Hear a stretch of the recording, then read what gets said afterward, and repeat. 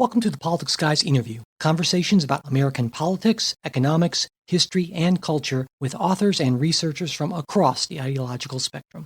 I'm Michael Baranowski, a political scientist at Northern Kentucky University. My guest today is University of Maryland cultural psychologist Michele Gelfand. Dr. Gelfand uses field, experimental, computational, and neuroscience methods to understand the evolution of culture, as well as its multi-level consequences for human groups. Her work has been cited over 20,000 times and has been featured in numerous national outlets, including the Washington Post, the New York Times, the Boston Globe, National Public Radio, Voice of America, Fox News, NBC News, ABC News, and The Economist. Her latest book, and the topic of our conversation today, is Rule Makers, Rule Breakers: How Tight and Loose Cultures Wire the World. Michele Gelfand, welcome to the show. Thanks so much for having me. You study culture, which to me at least feels like something that we often maybe not overlook, but certainly underappreciate in my field, political science. There's this saying that I heard recently from the business world, I guess, culture eats strategy for breakfast. And I've always realized, right away after I heard it, I was like, wow, it just really resonates with me, because I think it sort of gets at how fundamentally important culture is.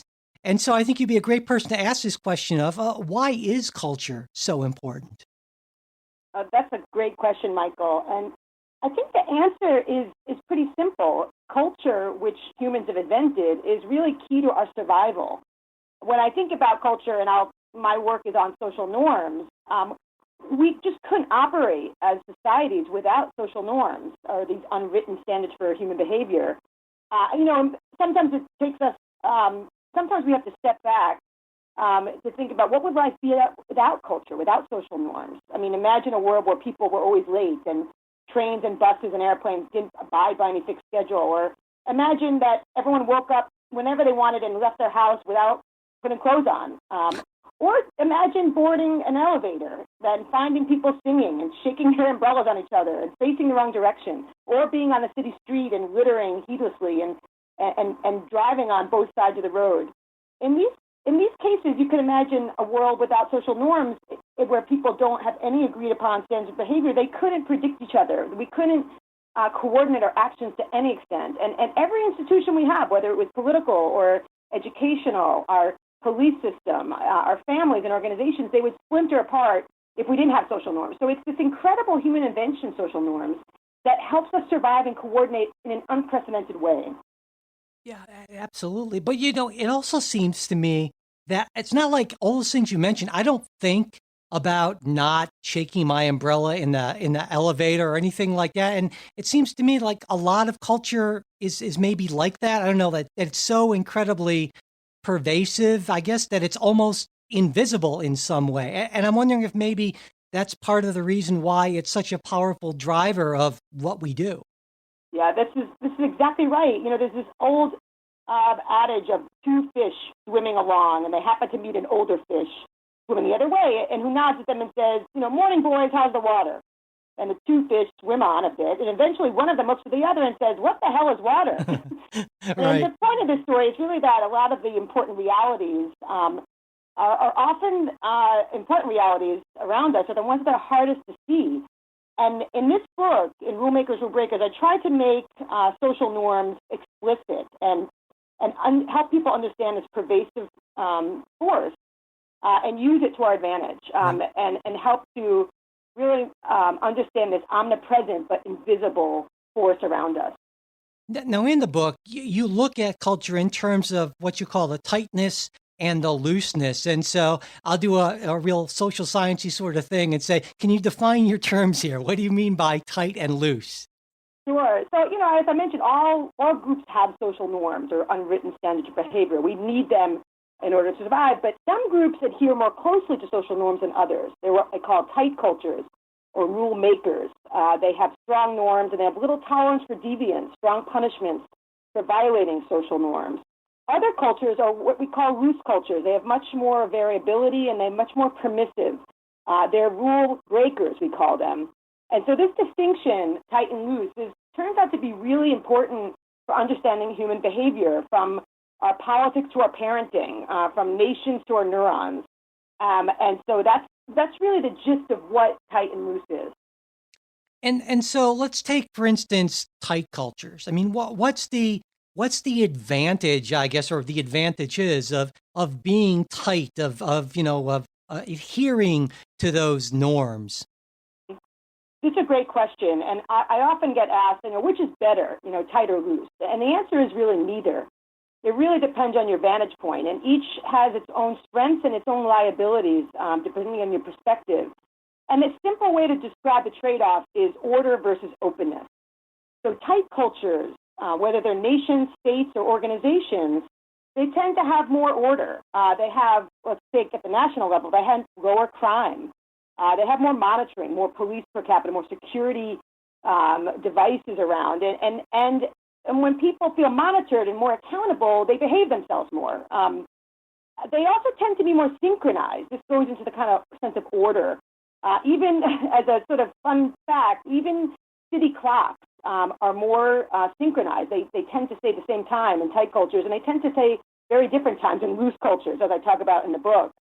And then also another very important strength of tight cultures, they have more self-control.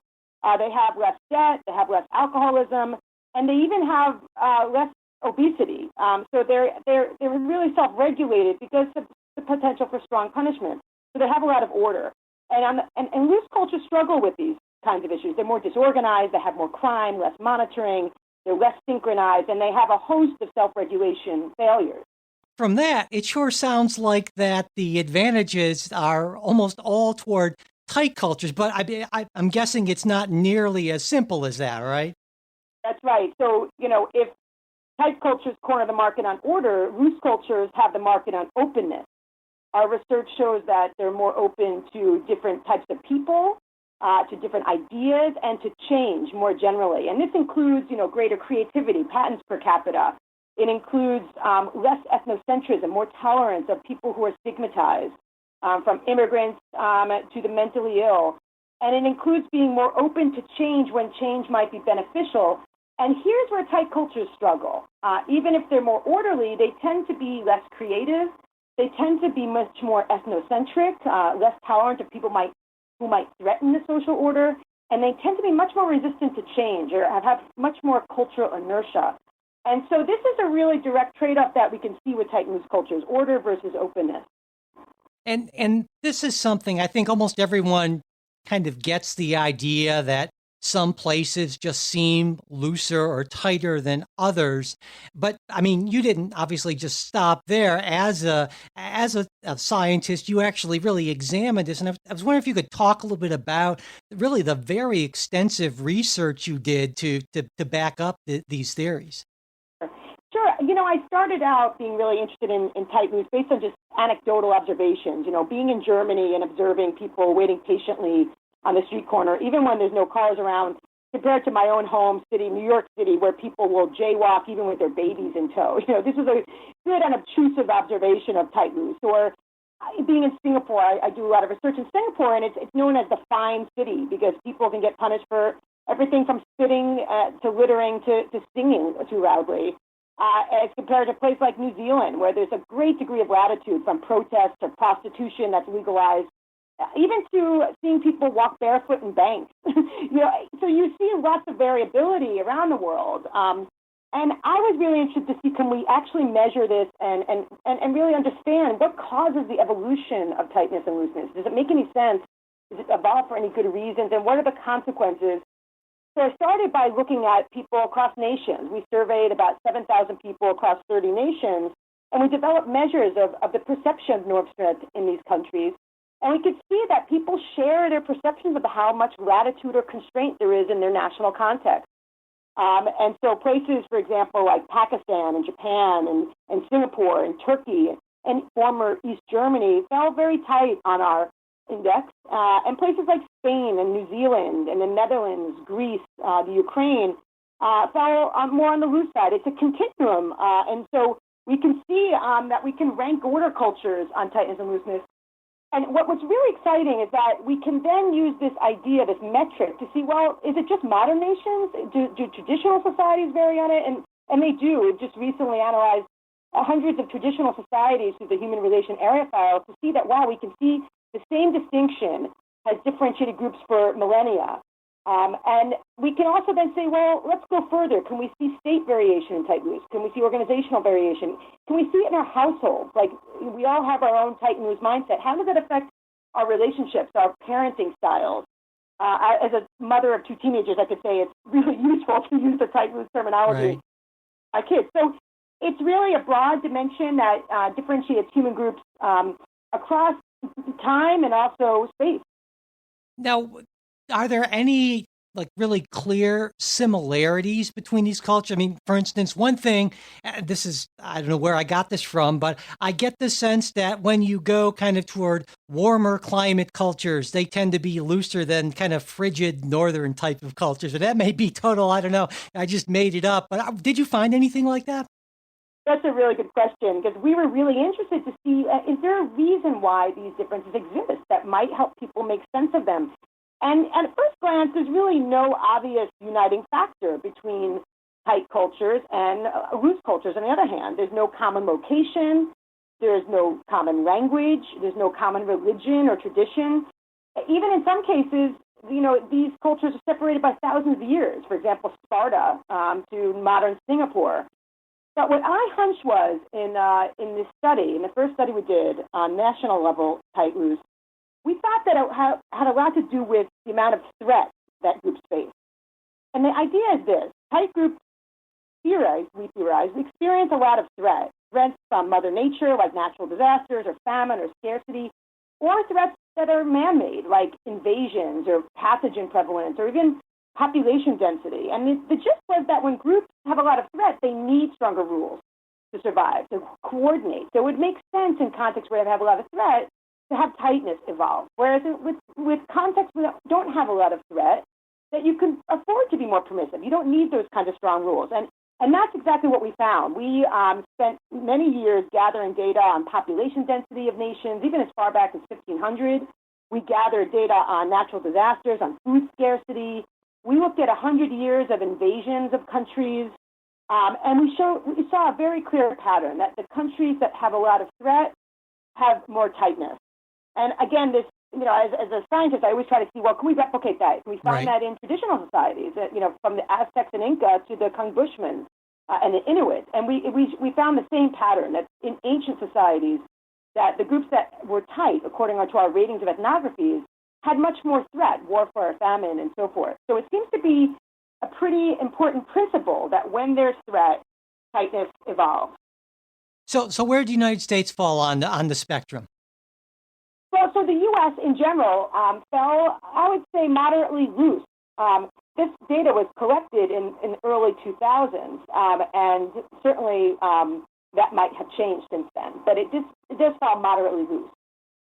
And so, but it's not like this is a set thing within an entire culture, right? I mean, because in the book, you talk about tight cultures having pockets of looseness, loose cultures having pockets of tightness, right? Yeah, that's right. I think all societies need, even if they're tight, they need some domains where they can kind of be released from that normative pressure. And likewise, even loose cultures need some domains that are tightly regulated. If we had cultures on either extreme, as we talk about in the book, they tend to be very dysfunctional. So most cultures have, even if they're tight, have loose pockets. For example, in Japan, there's a pretty interesting culture of drinking after hours that helps people to release the steam and release the pressure to conform. And that's very functional in that context. In the United States, which is relatively loose, we also, on the flip side, have pockets where we're relatively tight. For example, privacy is a domain we pretty tightly regulate from a social norm perspective. If I just kind of show up at a friend's house, even a friend's house, unannounced, they might kind of give me some feedback. And actually what's interesting about that is that I think that loose cultures, when they have tight pockets, they evolve to reflect very important values. So privacy is really important in the United States, so it tends to be tightly regulated. Other contexts like New Zealand, there's a tight norms around being modest because the egalitarian nature of that culture is really important. So people who try to stand out are cut down. They call it the tall poppy syndrome. So it's important to recognize that all cultures have tight and loose domains. They just differ on the number of domains that are regulated versus are given much more permissiveness. And I would imagine, of course, countries then can change in tightness or looseness over time. It's not like necessarily a set thing. So yeah, cultures can change in tightness and looseness, and they can change rather quickly. But the question is, how long-lasting is that change? So, for example, after the Boston bombing happened, we went out and surveyed people in Boston, and you can see very clearly that people that felt more affected by that bombing started to have a tighter mindset. Very quickly, these kinds of tendencies can be evoked. We even can see this in the laboratory. If I bring people into the lab and I tell them about terrorism threats, or I activate threats about natural disasters, or even if I tell them that the campus at University of Maryland has a huge amount of population density, like Singapore, they tend to quickly tighten up. They want stronger norms, and they become less tolerant of outsiders. But unless those threats are chronic, unless they continue, then those kinds of tight tendencies tend to dissipate in loose cultures. They tend to go back to the equilibrium, or their attractor state, as they would say in dynamical systems parlance. So really, when we think about change, it has to be some kind of massive top-down change that is helping to reinforce the new level of norm strength that's evolving. So maybe, for instance, in the United States situation, then, given the fact that we're separated from a lot of countries by two large oceans, we're maybe naturally a little loose, but things like, World War II, or things like threats from terrorism after 9/11 can cause a sort of a temporary tightening up because our threat level all of a sudden goes up. Exactly right. And in the book, I talk about how we can analyze our historical trends very well with tightness looseness framework and understand why have we changing culturally. It's interesting, the United States does tend to have less threat than other cultures, but in the U.S., we also have a lot of diversity in terms of threat. In another paper, we started looking at, can we differentiate the U.S. states in terms of the amount of threat they have, including things like natural disasters or pathogen prevalence. And we see the same exact pattern. You can see that some states in the U.S. Tend to be tight, and it's very strongly connected with the amount of disasters and natural threats that they have. And others tend to be loose and have less threat. So in a wide heterogeneous nation like the United States, we can zoom in, even though we're moderately loose, and see tight pockets and predict where they'll naturally occur. Right. Yeah, I wanted to ask you specifically about that, because that's one thing that really, as an American politics person, that really fascinated me. You have this great tight, loose U.S. map in the book, and I focused in on that. And it looked to me like there was a geographical component there. I mean, from my view of it, the tightest regions were definitely concentrated in the Southeast, and the loosest regions were around the West Coast. So I guess first off, am I interpreting that right? And if I am, why do you think that is? Yeah, that's exactly right. And you can see that, we can rank order the 50 states in terms of tightness and looseness, in terms of how much constraint and latitude there is. So the U.S. South tends to be tighter, as does some Midwestern states like Kansas and Indiana. Even Pennsylvania veers tight. And the coasts tend to veer more loose.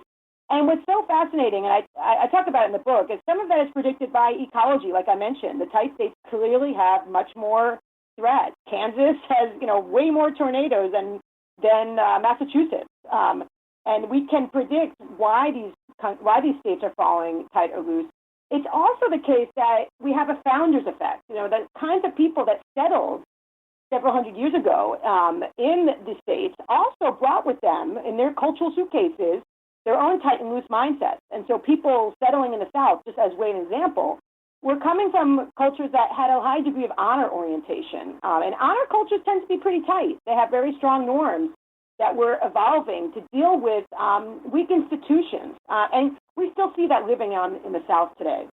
Yeah, I also think we see that in the United States military, which seems to be much more of a Southern-based sort of thing. And certainly there's a lot of tight culture behaviors, like, for instance, when I was in the Marine Corps, there was a lot of marching various places, and that seemed to be, along the lines of what you talked about. So I guess that would be one very clearly very tight pocket within the United States. That's right. Actually, in our paper on tight, loose, and 50 states, we can see that the percentage of a state that is enrolled in the military is correlated with the state's tightness. When I'm giving talks, for example, in Kansas, you can see public, kind of reminders of the military all over the place. And that's an important point, that there's a variety of reasons why these states tend to become tight. Some of it has to do with its natural disasters. Some of it has to do with the kind of occupations that tend to dominate in those states. Even percentage rural is a predictor. When you live in a state that has a lot of rural areas, those areas are places where the gossip mill is pretty strong. You feel monitored much more in those kinds of states than you would in a city, for example, where there's a lot of anonymity, where you're breaking norms is not going to be noticed by a whole lot of people. So I think what we can do, which is pretty exciting, is use these variables to kind of predict and analyze the pockets that we'll see, even if we zoom into a state, where we'll see tight and loose in that state. There also seems to be a connection between ideology, at least to a certain extent, because, of course, states in the Deep South tend to be much more conservative, out in the West Coast tend to be much more liberal, and that's something that I picked up on right away. Yeah, that's right. I mean, there's definitely connections between tightness and conservatism on the one hand, and looseness and liberalism on the other hand. But the concepts are distinct, and the way I think about it is sort of a level of analysis. I mean, conservatism usually reflects an individual's emphasis on traditional values.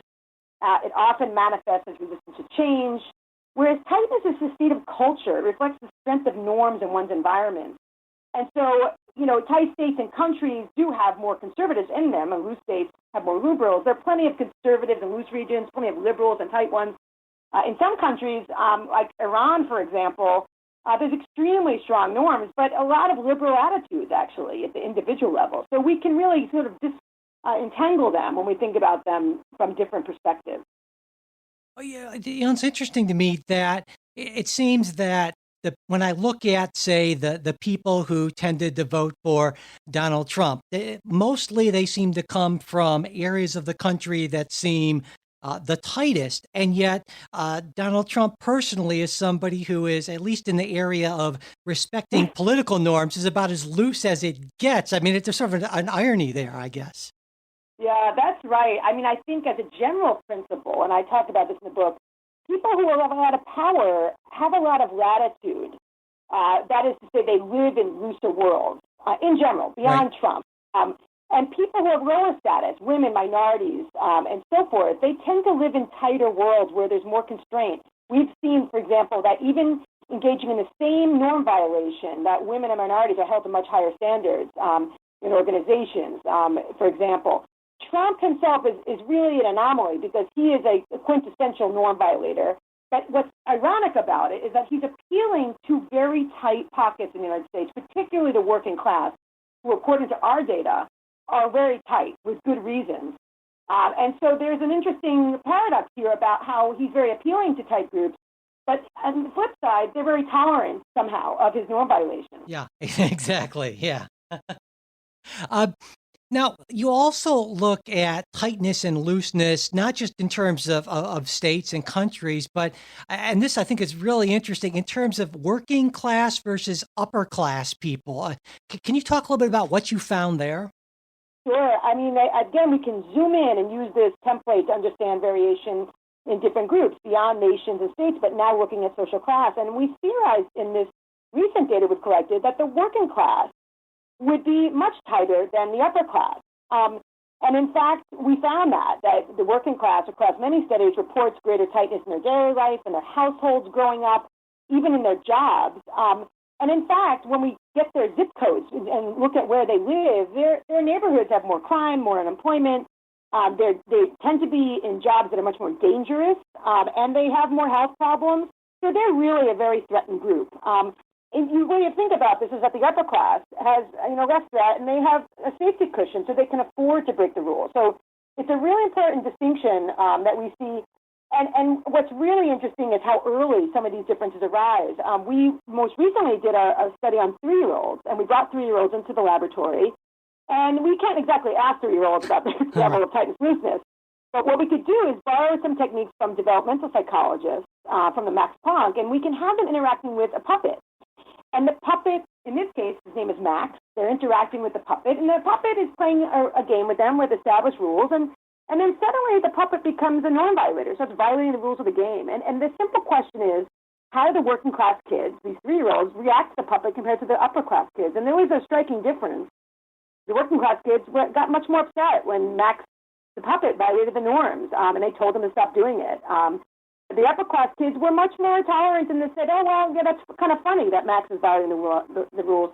So what's important here is that these differences evolve very early. The parents of working class kids are very attuned to the kind of environments that their kids are going to grow up in, the kind of threats they'll face, the kind of danger they'll have on a job, and they start enforcing strong rules from an early age. Yeah. So now, earlier you mentioned that countries can change in terms of their tightness and looseness over time, depending on the level of threat. But I've always heard that people's fundamental dispositions tend to get set pretty early on, and once they are, it's difficult to change. So I was wondering, what happens when people move up or move down in class? Do these tight, loose dispositions show any change? Yeah, this is a great question, and we actually haven't looked at that question empirically, but my hunch is that it's very difficult to change, and that often people feel like a fish out of water. Yeah. So they change social class. I've seen that in academic institutions where we've actually studied some people coming in, first-generation college kids into University of Maryland, and it's really like going into a new world. When we go to Japan from the United States, or we move from Egypt to Germany, we know that we're dealing with culture shock. We're kind of ready that, there's going to be differences in values and norms. But we don't think about that kind of culture shock happening for the working class, and it really is. I think what we discovered is that a lot of the working class kids, the first-generation kids, they felt kind of marginalized. They felt like they were, in a sense, separated from their old culture and no longer back home with their friends and family, but they're not really part of the new culture. And this, American institutions, universities included, tend to propagate loose individualistic norms, and they're very unstructured environments, and they're hard to adapt to when you're coming from a tight environment. And my hunch is that this is a real issue in terms of longevity in college for first generation kids. And luckily, some universities are starting to really deal with this. They're starting to say, guys, like, we can't be so loose. We got to help people out who are experiencing this culture shock. And so there are, in the book, I talk about some strategies that we can engage in as a loose culture and helping people transition between cultures. Now, in addition to all this, you also look at, and I wouldn't have thought about this, I don't know, without reading about it, that you talk about tightness and looseness in organizations as well. And I was really interested in that because sort of my background is in American political institutions, our 3 branches: executive, legislative, judicial, and also the media. Some people call that a 4th branch. So while I have you here, I definitely wanted to ask you what you thought about the tightness and looseness of our political organizations. Yeah, that's a great question. And I think, many people would agree that they've been changing so rapidly. And this to, again, the fact that social norms are all around us, and it's only until they're totally dismantled that we recognize that they've been so important to us for so long. And I mean, for example, the executive branch has become, as you could see, super, super loose in terms of what's tolerated, and seeing that those norms change so rapidly for someone like the president of the United States, who is really causing a lot of problems both within the U.S. and also around the world, of course. And so I think what we see is that even in contexts of organizations where there's a lot of accountability, which tends to foster tightness, which you see in a lot of these branches, that's being challenged right now. And I think it's really about this feeling of not being accountable to the American public that's allowing that looseness to evolve. Right. I get the sense there's been a similar thing in the media. I mean, there used to be this sort of idea there were certain types of stories you didn't report on, or certain things you did or didn't do. But a lot of that seems to have gone by the wayside as well, making it kind of a less maybe norm driven and more kind of just advertising revenue driven thing. Yeah, I think it's a really interesting point. And one of the things I talk about in the book toward the end is how do we know where to tighten up and where to loosen up. I think it's a really key issue that we need to be thinking about, and we can use culture to our advantage. And as an example of that, social media and the wild, wild west of online communication is really an example of a place where we're really struggling to catch up and develop new norms for civil behavior. And what's so interesting is we really didn't anticipate that. I mean, psychologists would say, look, when you're not monitored, people will do all sorts of really strange things. that social presence is really needed in order to get people to feel less inhibited. And what's happening online is that people feel like they can engage in all sorts of anti-normative behavior. And that's where we're sort of struggling to catch up and figure out how do we live in this new world. As humans, we've developed norms to regulate our behavior in face-to-face settings for millennia. And now it's time to really have a national conversation about what kind of world we want to live in online. And this is what I call sort of the Goldilocks principle. We need a balance. We don't want to, in my view, my personal view, don't want to get to the case where we have so much monitoring like in China.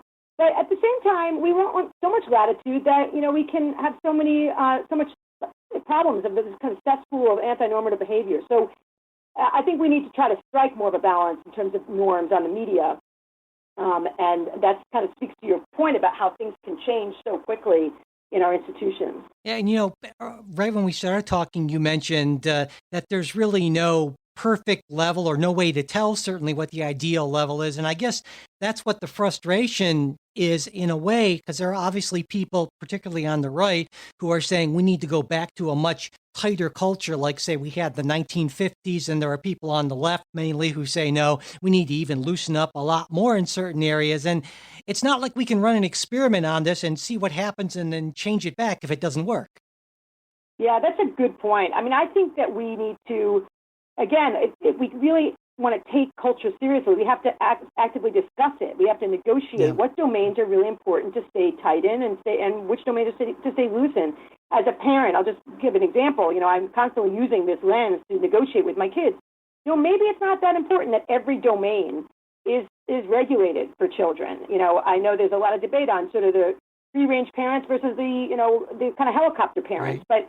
But what we can do is think about, well, what domains do we need to even discuss? Let's think about, do we need to discuss social media or your appearance or your cleanliness or your study habits? Like there's definitely, we can think about domains, and then we have to kind of negotiate which are the most important domains to be tight in. Maybe it's okay to be a slob around the house. That's what I finally gave up on in my household.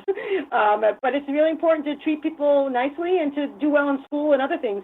I think, we can have these kinds of discussions in other levels of analysis also. And one of the things that I think we really need to do in the United States along these lines to prevent unnecessarily tightening is to really start having these kinds of conversations around how threatened we really are. Because in many ways, I think tightness that evolves as a response to real threat is adaptive, but tightening in response to manufactured or exaggerated threats can be really destructive. And that's my concern about what's happening these days in the U.S. On the one hand, we've seen that many threats from violence to starvation to disease, they've actually declined a lot, but our perception of these threats are really grossly exaggerated. And, many people still think that are really concerned about terrorist attacks from jihadis, when in fact, terrorist attacks from jihadis have killed about 6 people per year since 9/11. And compare that to over 300 people drowning in a bathtub every year. I'm not saying that we shouldn't be aware of terrorism threats, but what's happening is that people overemphasize certain threats, and they then get attracted to autocratic leaders all around the world who are promising to deal with these manufactured threats. So my thought is that we really need more of a threat meter to really discuss, how threatened are we? Well, and it seems to me too that there are people clearly, really on all sides of both sides of the ideological spectrum, who use that kind of elevating the threat artificially for their own ends, whatever they might happen to be, and that if I understand what we know about human nature, you're the psychologist, so I'll ask you, but we tend to respond much more quickly to threats than a lot of other things. So I would guess it's probably easier to tighten us up than to loosen us up. Am I going too far with that, or is that all following? That's correct. And in fact, in some of the research we've done with evolutionary game theorists, computer modeling, we could see that when we introduce a threat into a population, suddenly it quickly tightens, but it takes longer to loosen up once the threat disappears. So there might be some evolutionary advantage to that, to staying on guard. But the problem nowadays, it's compounded with the leaders who incite fear. It's compounded with social media, where it's hard to detect what's real or what's not. it's also combined with our psychology. When you learn about, an undocumented immigrant committing a crime, it's very salient to you. It's what we call the availability heuristic in cognitive science. And we're not really thinking about the base rates of these behaviors correctly. We overemphasize them in our mind. We don't think about all the other problems we have in this country. And so we tend to ruminate on these available types of facts. So it really takes strong leaders to really help us to negotiate what's real and what's not. And in my opinion, that's where we're having problems these days. You analyze, speeches of Trump or Le Pen or any other leader, they tend to use that psychology, that cultural psychology of tightness, to gain support among people who are very threatened for real reasons. And we need to focus on those threats. We need to help the working class with the incredible disruptions that are happening versus inventing other threats to unite people. Yeah, absolutely. I could not agree more. I have one more question for you. Obviously this is a long-term sort of thing. This isn't a problem that gets solved, but it seems to me that one of the problems we have in a contemporary context is that people from different cultures, whether they're tight, loose, or otherwise, often talk past each other. And I'm wondering if you have any thoughts on what people from tighter cultures in the U.S., say like someone from, I don't know, Mississippi or what have you, how they can better communicate and understand and talk to somebody from a looser culture, from a California or Washington or something like that. Do you have any ideas on that?